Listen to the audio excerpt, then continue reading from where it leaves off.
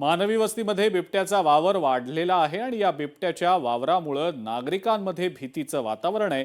बंदोबस्तासाठी निधी मंजूर करण्यात आलाय। संरक्षणात्मक उपाययोजना सुद्धा आम्ही राबवत आहोत, अशी माहिती मंत्री शंभूराज देसाई यांनी दिलेली आहे। आर्टिफिशियल इंटेलिजन्स वापरून ती सिस्टीम लावली तर बिबट्याचा वावर झाला तर तो आवाज करतो, त्याचा अलार्म होतो आणि तो बिबट्या तिथून पसार होतो। ती सुद्धा लावण्याचं प्रयोजन आपलं आहे। वन विभागाला मी सूचना देईन की असे जर कोणी असतील तर आम्ही जरूर त्यांच्याबरोबर बैठक करू, त्यांचं काय प्रस्ताव आहे चर्चा करू। शेवटी मानवी वस्तीतला बिबट्याचा वावर कमी करण्यासाठी असे जर कोणी वन्यमित्र प्राणी मित्र जर कोणी समोर येत असतील आम्ही त्यांच्याशी चर्चा करू।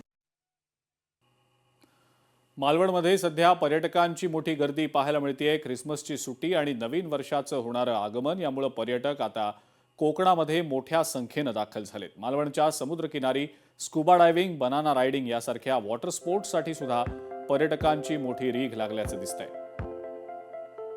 मालवणी आणि कोकणी खाद्य संस्कृतीचाही पर्यटक मोठ्या प्रमाणावर आस्वाद घेत आहेत।